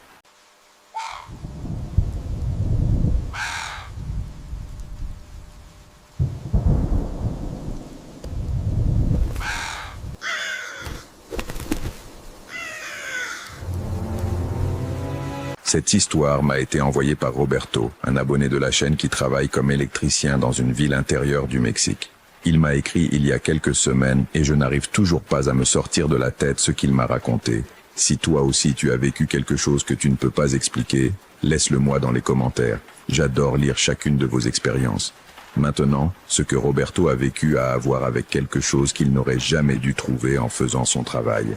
Une vieille maison, un sous-sol oublié, et quelque chose qui attendait depuis des décennies d'être libéré. Prépare-toi, car cette histoire est de celles qui te font remettre en question à quel point la ligne est fine entre notre monde et ce qui existe de l'autre côté. Je n'ai jamais été une personne superstitieuse. J'ai grandi dans une famille où tout avait une explication logique. Mon père était ingénieur, ma mère professeure de physique. Chez moi, on ne parlait pas de fantômes, ni de malédictions, ni de quoi que ce soit qui ne puisse être mesuré ou vérifié. Cet état d'esprit m'a accompagné tout au long de ma vie, même lorsque j'ai commencé à travailler comme électricien il y a 15 ans. Je suis entré dans des centaines de maisons, anciennes, neuves, abandonnées, habitées. J'ai travaillé dans des demeures coloniales et dans des bâtiments modernes. Jamais, durant toutes ces années, je n'ai ressenti de véritable peur. Un certain inconfort peut-être, quand un client était particulièrement difficile, ou quand je devais me glisser dans des espaces étroits et sombres. Mais la peur véritable, cette terreur qui te paralyse et te fait remettre en question ta propre santé mentale, je ne l'ai connue que depuis 2 ans. C'était en octobre. Je me souviens de la date exacte parce que c'était l'anniversaire de ma fille, le 12 octobre. J'avais prévu de finir tôt pour arriver à sa fête, mais j'ai reçu un appel d'urgence à 3 heures de l'après-midi. Une vieille dame, la propriétaire d'une maison ancienne à la périphérie de la ville, avait un problème électrique sérieux. Toute l'électricité avait été coupée soudainement et elle avait besoin que quelqu'un vienne immédiatement. Normalement, j'aurais refusé le travail. C'était l'anniversaire de ma fille, après tout. Mais la dame semblait désespérée, et la rémunération qu'elle offrait était le double de la normale. Ma femme m'a dit de ne pas m'inquiéter, que la fête ne commencerait pas avant 6 heures. J'avais largement le temps. J'ai arrivé à la maison vers 3h30. Elle était située dans une zone que je ne connaissais pas bien, en périphérie, où les constructions étaient plus espacées et anciennes. La propriété elle-même était imposante. Une grande maison coloniale de 2 étages, avec des murs épais en adobe peints d'un jaune décoloré. Les fenêtres étaient hautes et étroites, avec des grilles en fer forgé rouillées par le temps. Le jardin était négligé, rempli d'herbes hautes et d'arbres qui n'avaient pas été taillés depuis des années. Quand je suis descendu de ma camionnette, une sensation étrange m'a parcouru. Ce n'était pas de la peur, c'était plutôt une sorte d'inconfort, comme quand tu entres dans un endroit et que tu sens que tu n'es pas le bienvenu. J'ai secoué la tête, blâmant la fatigue et la pression de devoir terminer rapidement. La dame qui m'a ouvert la porte devait avoir au moins 80 ans. Elle était mince, presque fragile, avec des cheveux blancs relevés en un chignon serré. Ses yeux étaient d'un gris pâle, presque transparent, et m'ont regardé avec un mélange de soulagement et quelque chose que je n'ai pas pu identifier à ce moment-là. Maintenant, en regardant en arrière, je pense que c'était un avertissement. « Merci d'être venu si rapidement », me dit-elle d'une voix rauque mais ferme. L'électricité s'est coupée de nulle part ce matin. J'ai appelé plusieurs électriciens, mais vous étiez le seul à accepter de venir aujourd'hui. Cela m'a semblé étrange. Normalement, il y avait beaucoup de demandes de travail, surtout dans une petite ville comme la nôtre. Mais je n'y ai pas prêté beaucoup d'attention. Je suis entré dans la maison avec ma boîte à outils, prêt à identifier le problème et à le résoudre rapidement. L'intérieur de la maison sentait l'humidité et quelque chose d'autre. un arôme sucré que je ne pouvais pas identifier. Des meubles anciens remplissaient chaque pièce, partiellement couverts de draps blancs. Les murs étaient décorés de photographies en noir et blanc de personnes qui n'étaient de plus vivantes. Tout l'endroit avait cette qualité silencieuse et pesante des espaces qui ont vu trop d'années. Le panneau électrique est au sous-sol, m'informa la dame, en désignant une porte en bois au bout du couloir. Je n'y suis pas descendu depuis des années. Les escaliers sont trop raides pour moi. J'acquiesçai et me dirigeai vers la porte. Lorsque je l'ouvris, une rafale d'air froid me frappa. C'était un froid humide, comme celui d'une grotte. L'odeur sucrée que j'avais perçue en haut était beaucoup plus intense ici, mélangée à quelque chose d'âcre qui me fit froncer le nez. Les escaliers descendaient dans l'obscurité. J'ai sorti ma lampe de poche et commencé à descendre, comptant les marches. 1, 2, 3, j'ai réussi à compter 18 avant que mes pieds ne touchent le sol en terre du sous-sol. La température ici en bas était remarquablement plus basse qu'en haut. Je pouvais voir ma respiration se condenser dans l'air. J'ai éclairé l'espace avec ma lampe de poche. Le sous-sol était plus grand que je ne l'avais prévu, s'étendant sous toute la longueur de la maison. Les murs étaient en pierre, humides et couverts de mousse par endroits. Il y avait des caisses empilées contre les murs, des meubles anciens recouverts de poussière, et au fond, juste là où ma lumière atteignait à peine, j'ai vu le panneau électrique. J'avançai prudemment, évitant les toiles d'araignée qui pendèrent du plafond bas. Mes bottes faisaient un bruit sourd sur la terre compactée.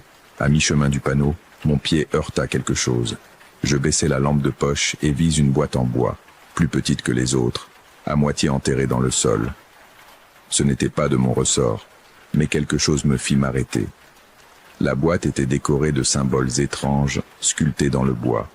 Des cercles entrelacés, des lignes formant des motifs géométriques qui faisaient mal aux yeux si on les regardait trop longtemps.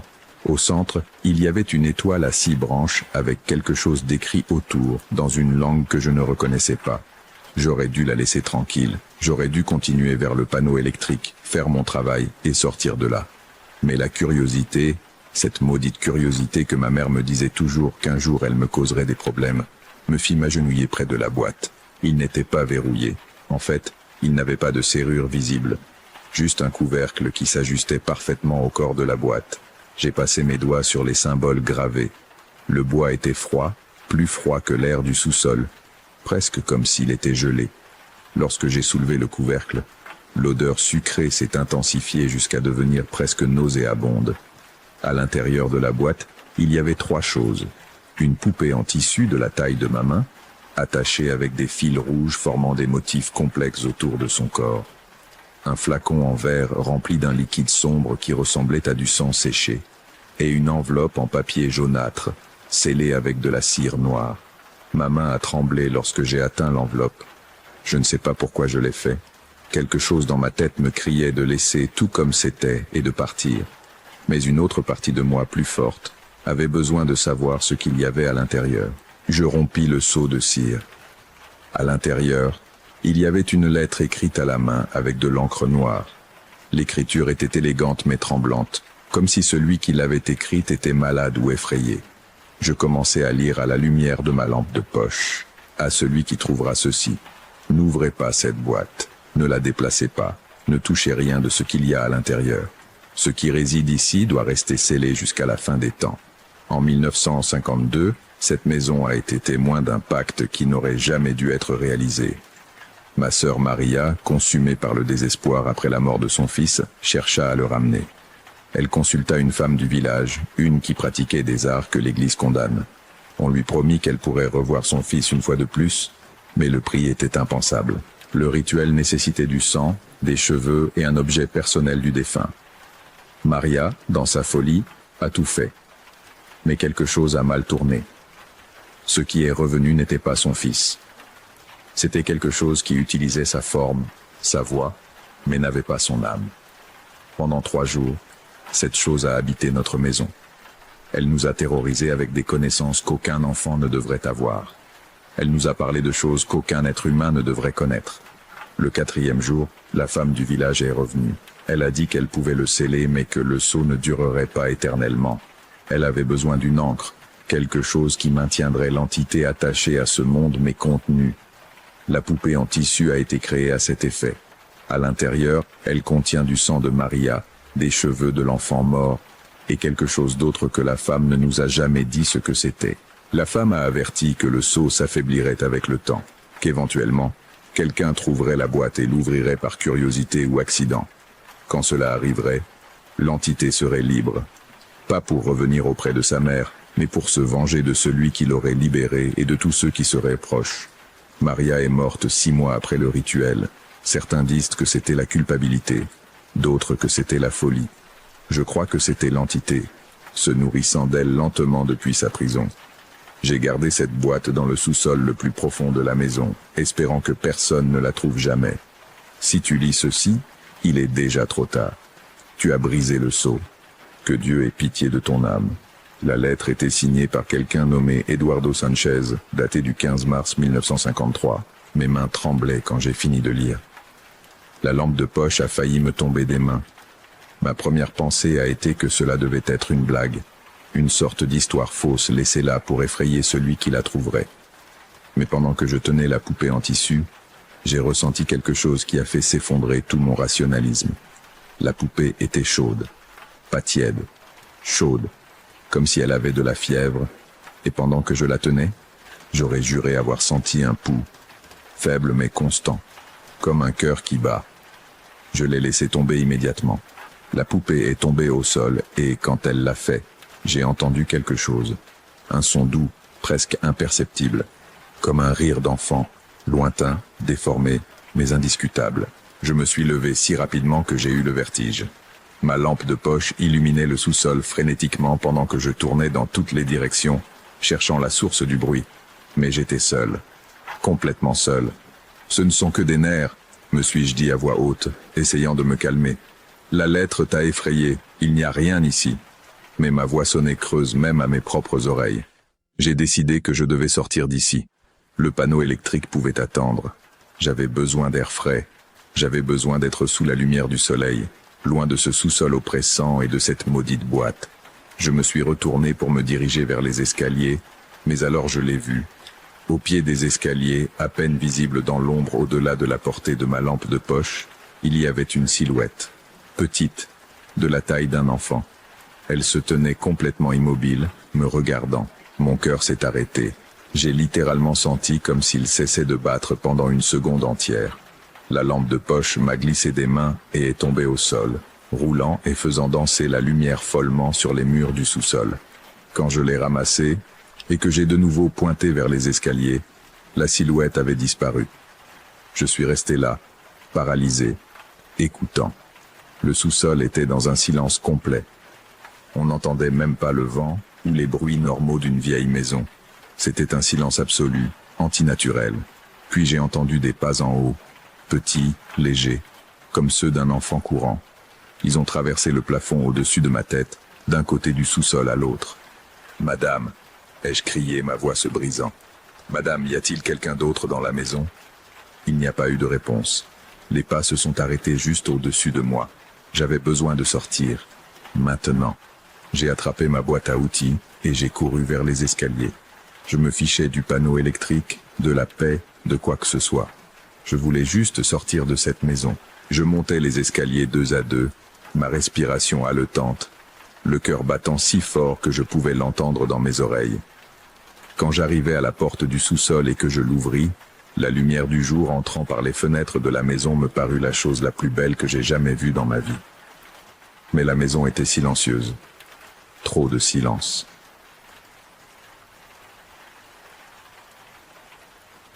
De l'obscurité du couloir menant au sous-sol, une silhouette émergea. C'était un enfant. Il ne pouvait pas avoir plus de 7 ou 8 ans. Il portait des vêtements anciens, des années 50. Un short jusqu'aux genoux, une chemise blanche. Mais il y avait quelque chose de terriblement mal avec lui. Sa peau était de la couleur des cendres, grise, sans vie. Ses yeux étaient complètement noirs, sans iris, sans blanc, juste une obscurité absolue. Et quand il sourit, ses dents étaient trop acérées, trop nombreuses. « J'ai attendu si longtemps », dit-il, sa voix résonnant de manière impossible dans le petit couloir. « Si longtemps dans cette boîte, si froid, si seul. Mais maintenant je suis libre. Et tu m'as aidé. » Je reculai, le chandelier tremblant dans mes mains. « Ne t'approche pas, avertis-je, bien que je savais que c'était inutile. La chose qui ressemblait à un enfant inclina sa tête sur le côté, d'une manière qu'aucun humain ne pourrait faire. Un angle impossible qui fit se retourner quelque chose dans mon estomac. Pourquoi aurais-tu peur de moi? Je ne suis qu'un enfant, tu ne vois pas? Ma maman m'a ramené. Elle m'a promis que je pourrais jouer à nouveau. Il fit un pas vers moi, puis un autre. Ses mouvements étaient étranges, spasmodiques, comme une marionnette mal manipulée. Mais maman a rompu sa promesse. Elle m'a enfermé. Elle m'a laissé seul dans l'obscurité. Sais-tu ce que ça fait d'être seul pendant 70 ans, de sentir le temps passer et passer sans pouvoir bouger, sans pouvoir crier, juste exister dans cet espace minuscule? Un autre pas. Il était maintenant à seulement 3 mètres de moi. Mais tu m'as libéré. Tu es meilleur que maman. Peut-être que je pourrais te pardonner.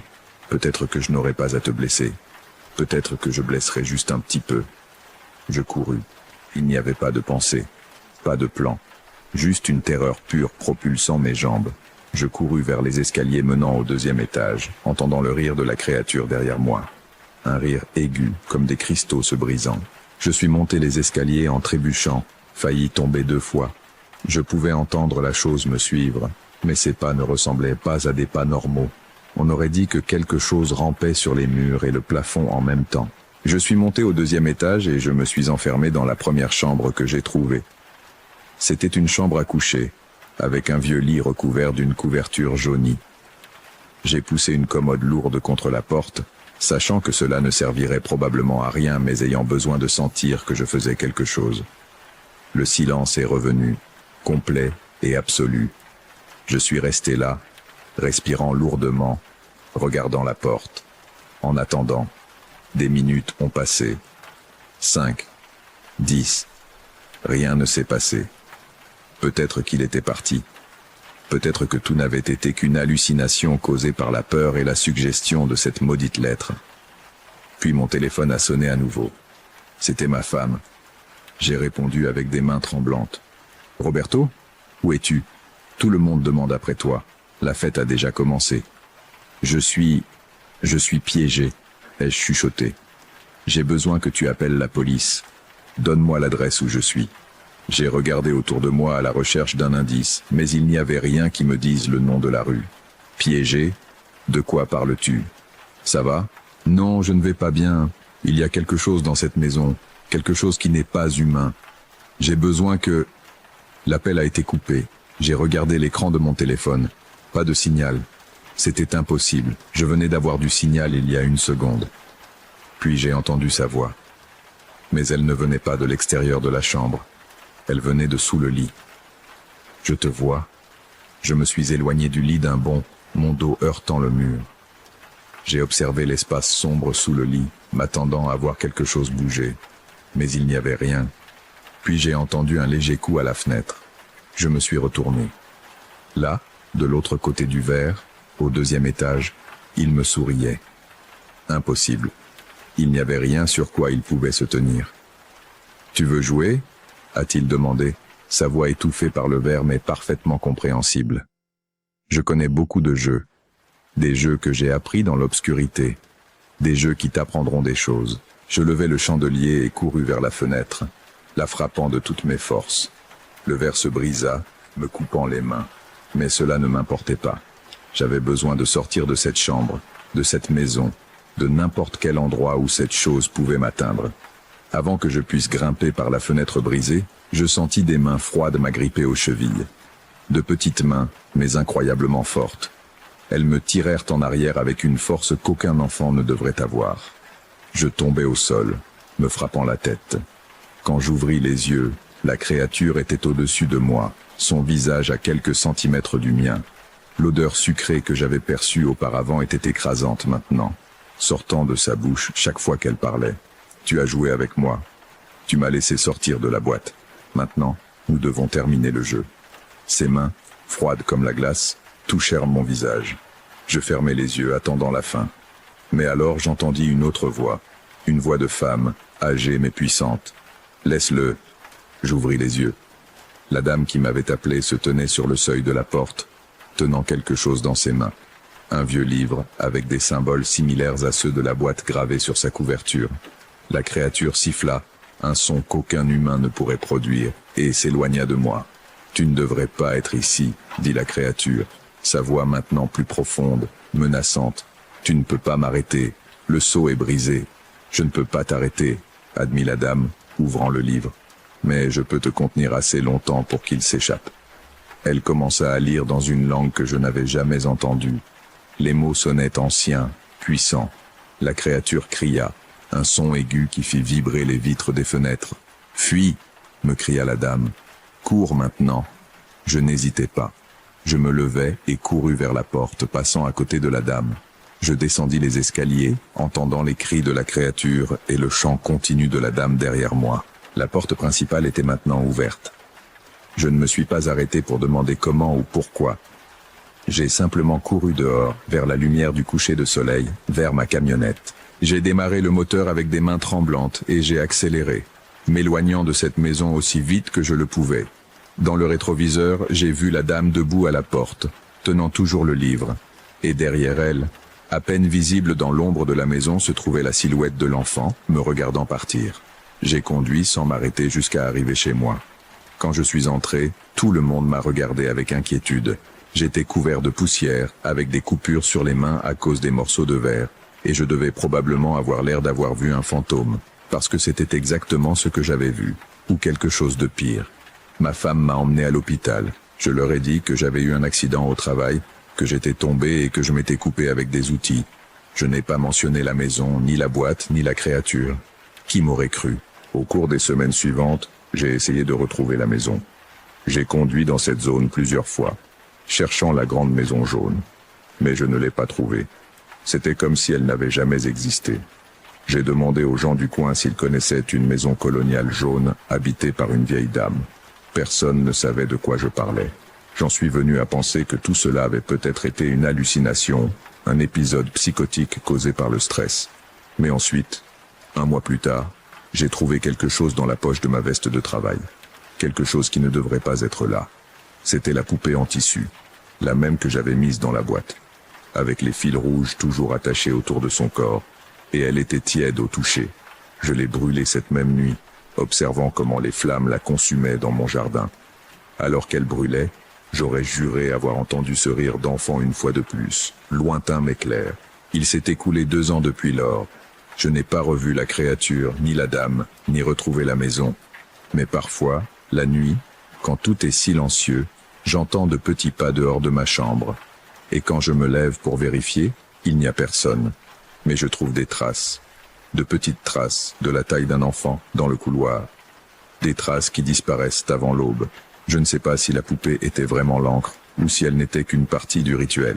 Je ne sais pas si la détruire l'a complètement libérée, ou si cela a juste affaibli le sceau un peu plus. Ce que je sais, c'est que quelque chose me suit. Quelque chose qui attend patiemment le bon moment. Et le plus terrifiant, c'est que chaque nuit, les traces sont un peu plus près de ma porte. C'est tout ce que Roberto a partagé avec moi. Il m'a dit que depuis, il dort avec les lumières allumées et qu'il envisage de déménager. Si jamais tu trouves une boîte scellée à un endroit où elle ne devrait pas être, s'il te plaît, ne l'ouvre pas.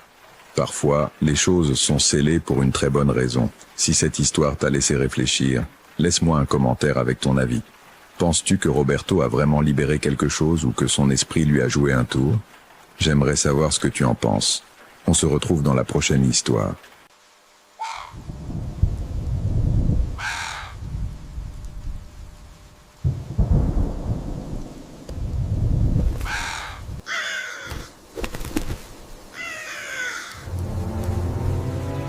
Une auditrice qui se fait appeler Elena m'a écrit depuis le Venezuela il y a quelques jours. Elle m'a dit que ce qu'elle va raconter lui est arrivé lorsqu'elle avait 35 ans, pendant une semaine qu'elle a passée seule dans la maison de sa grand-mère récemment décédée, à ranger ses affaires. Elle n'avait jamais cru à rien de tout cela, jusqu'à cette semaine-là. Si vous avez une expérience avec un proche qui est parti et qui d'une certaine manière est resté présent, racontez-la moi ci-dessous. Maintenant, voici ce qu'Elena a trouvé parmi les affaires de sa grand-mère. Ma grand-mère Petra est morte un mardi de février. Elle avait 83 ans et est morte comme elle avait vécu, selon ses propres termes, dans son propre lit, sans hôpitaux ni machines pour prolonger quelque chose qu'elle avait déjà décidé de lâcher. La dernière fois que je l'ai visitée, 2 semaines avant sa mort, Elle a pris ma main avec une force qui ne correspondait pas à quelqu'un dans cet état, et m'a regardé avec ses yeux qui semblaient toujours savoir quelque chose que le reste d'entre nous ne savait pas. « Elena, me dit-elle, quand je partirai, va à la maison avant tout le monde. Avant ta mère, avant tes oncles. Toi d'abord. » « Pourquoi ?» lui ai-je demandé. « Parce qu'il y a des choses qui sont pour toi, dit-elle, et il y a des choses qui ne sont pour personne. Tu dois savoir distinguer lesquelles sont lesquelles. » Je lui ai demandé ce qu'elle voulait dire. « Tu vas comprendre quand tu arriveras, dit-elle, et elle ferma les yeux. Ce furent les dernières paroles qu'elle m'adressa directement. Elle est morte 9 jours plus tard, pendant son sommeil, sans douleur selon ceux qui étaient en présent. Je suis la petite fille aînée. J'avais 35 ans à l'époque. Je travaillais comme comptable dans une entreprise de taille moyenne. Je vivais seul dans un appartement qui était exactement de la taille juste pour une personne qui préfère l'ordre et le silence. J'étais sceptique de tempérament, du genre qui a besoin de voir pour croire, et qui, quand elle voit, cherche d'abord l'explication avant d'accepter quoi que ce soit d'autre. C'était moi avant cette semaine. La maison de ma grand-mère Petra se trouvait dans un vieux quartier de la ville, une maison d'autrefois, avec un toit en tuiles et des murs épais, et une cour intérieure avec un citronnier qu'elle cultivait avec une dévotion presque cérémonielle. Elle y avait vécu seule pendant les 12 dernières années, depuis la mort de mon grand-père. La famille lui rendait visite régulièrement, mais personne ne vivait avec elle, car elle ne le permettait pas. Je suis arrivé 2 jours après sa mort, comme elle me l'avait demandé, avant ma mère et mes oncles qui organisaient les démarches depuis une autre ville. J'avais les clés depuis des années. Je suis entré seul. L'odeur de la maison était la même que d'habitude. Lavande, café, bois ancien, quelque chose de sucré que je n'avais jamais réussi à identifier précisément mais que j'associais complètement à elle. Tout était rangé comme toujours, car ma grand-mère Petra était une femme qui ne laissait jamais les choses sans leur place. Les tasses alignées dans la cuisine, les livres sur leurs étagères, les tableaux droits sur les murs. Il n'y avait qu'une chose de différente. Au centre de la table de la salle à manger, parfaitement centrée sur la nappe brodée que ma grand-mère utilisait pour les occasions spéciales, se trouvait un carnet. Il était vieux, avec une couverture en carton noir, au coin usé et au dos renforcé par du ruban adhésif jaunâtre avec le temps. Ma grand-mère l'avait laissé là intentionnellement, c'était évident. Elle l'avait mis à cet endroit pour que je le trouve. Je me suis assis sur la chaise habituelle, celle qui se trouvait en face de la fenêtre du patio, et je l'ai ouvert. L'écriture de ma grand-mère remplissait les pages de la première à la dernière. Une écriture que je reconnaîtrais parmi des milliers, ronde et précise, avec cette inclinaison caractéristique des personnes qui ont appris à écrire à une époque où cela était enseigné comme une compétence à perfectionner. Ce n'était pas exactement un journal, c'était quelque chose de plus proche d'un registre. Des dates s'étalant sur des décennies, certaines entrées très courtes de quelques lignes, d'autres occupant plusieurs pages. Le ton était celui de quelqu'un qui documente, pas celui de quelqu'un qui confesse. Concret, sans drame, comme un rapport de choses qui se sont produites et qui méritaient d'être écrites. J'ai lu pendant des heures. Ce que j'ai trouvé dans ce carnet était l'histoire d'une vie que je croyais connaître et qui s'est révélée considérablement plus complexe que ce qu'une petite fille pourrait imaginer. Ma grand-mère Petra avait eu, depuis sa jeunesse, une capacité qu'elle décrivait dans le carnet avec une neutralité presque technique. Elle pouvait voir des choses que les autres ne voyaient pas. Pas exactement des fantômes, du moins pas dans le sens de figures humaines. Elle les décrivait comme des présences, des densités dans l'espace, des accumulations de quelque chose qui n'avait pas de nom précis, mais qu'elle avait appris à reconnaître et à distinguer les unes des autres comme on apprend à distinguer des odeurs. Il avait passé la majeure partie de sa vie à apprendre à vivre avec cela, à ne pas avoir peur, à établir une distance fonctionnelle entre ce qu'il voyait et ce qui l'affectait. Il y avait des personnes dans sa vie qui connaissaient cette capacité et vers qui il se tournait quand il avait besoin d'orientation. Il y avait des situations qu'il avait gérées, des choses qu'il avait éloignées de sa famille sans que personne ne le sache, des protections qu'il avait maintenues actives pendant des décennies. Certaines entrées parlèrent de ma mère quand elle était enfant, de mes oncles, de nous, les petits-enfants. Il y en avait plusieurs sur moi. La première ère de quand j'avais 6 ans. Elle décrivait quelque chose qu'elle avait remarqué en moi, une capacité non développée, un potentiel qu'elle reconnaissait parce qu'elle l'avait eu elle-même. Elle écrivait avec un mélange de satisfaction et d'inquiétude que je comprenais parfaitement. La satisfaction de reconnaître quelque chose de familier, L'inquiétude de savoir ce que cela implique. Les entrées à mon sujet se poursuivaient au fil des ans. Observation de choses que je faisais ou disais, qui passaient inaperçues pour les autres, mais qu'elles remarquaient avec attention. Des moments où j'avais réagi à quelque chose sans savoir exactement à quoi. La fois où, à 12 ans, j'ai refusé d'entrer dans le sous-sol de la maison de parents sans pouvoir expliquer pourquoi, et elle a simplement écrit dans son carnet « Elena l'a ressenti ». Elle ne sait pas ce qu'elle a ressenti, mais elle l'a ressenti. Bien, j'étais arrivé aux dernières pages quand il faisait déjà sombre dehors, et j'avais complètement oublié d'allumer les lumières de la maison. Je lisais à la lumière naturelle de la cour qui filtrait par la fenêtre, de plus en plus faible. Les dernières entrées étaient récentes. Des derniers mois, écrites avec une écriture qui semblait plus laborieuse, comme si la main avait plus de mal qu'avant, mais la volonté d'écrire restait tout aussi ferme. La dernière entrée datait de 3 semaines avant sa mort. 1 semaine avant ma dernière visite. Elle disait « Il y a quelque chose dans la maison qui est là depuis longtemps et que j'ai gardé immobile. Ce n'est pas exactement mauvais, mais ce n'est pas non plus neutre. C'est quelque chose qui est resté de ceux qui ont vécu ici avant nous, quelque chose qui s'est ancré à cet endroit avant que j'arrive. Pendant des décennies, j'ai appris à coexister avec cela et à m'assurer que cela ne s'étende pas à l'extérieur. Mais je m'en vais. Et quand je partirai, il n'y aura plus personne pour le contenir. Elena a ce qu'il faut pour le gérer, même si elle ne le sait pas encore. Je vais lui laisser des instructions. Elle saura quoi faire. En dessous, il y avait une page pliée, fixée avec un clip à l'intérieur de la couverture arrière, que je n'avais pas vue jusqu'à ce moment-là. Je l'ai décollée et l'ai ouverte. C'était des instructions. Écrites avec la même écriture précise, organisées en étapes numérotées. Ce que je devais chercher, ce que je devais faire avec ce que je trouverais, les mots que je devais dire, écrits phonétiquement avec une note explicative disant « Ne demande pas d'où viennent ces mots, dis seulement les exacts ». À la fin des instructions, une brève note « N'aie pas peur, la peur est la seule erreur possible. Ce qui est dans cette maison te reconnaîtra tout comme je t'ai reconnu, c'est un avantage. Pas un danger, utilise-le. Je suis restée assise dans l'obscurité de la salle à manger pendant un temps que je n'ai pas mesuré. Une partie de moi, la partie comptable, la partie sceptique de 35 ans, sans aucune expérience qui contredise sa vision du monde, voulait plier cette page, ranger le carnet dans une boîte, et appeler ma mère pour lui raconter ce que j'avais trouvé. Une autre partie de moi, une partie plus ancienne et plus difficile à nommer, savait déjà que j'allais suivre les instructions. J'ai commencé cette même nuit. La première chose que je devais faire, selon les instructions de ma grand-mère Petra, était de marcher dans chaque pièce de la maison, avec les lumières éteintes, et simplement prêter attention, ne rien chercher, ne rien attendre de spécifique, juste prêter attention. J'ai marché dans la maison dans l'obscurité, le salon, la cuisine, la salle de bain, la chambre d'amis où je dormais quand je venais lui rendre visite, la chambre de ma grand-mère, qui sentait plus intensément la lavande et elle que tout autre espace et où je me suis arrêté un moment plus longtemps que prévu, traitant l'absence.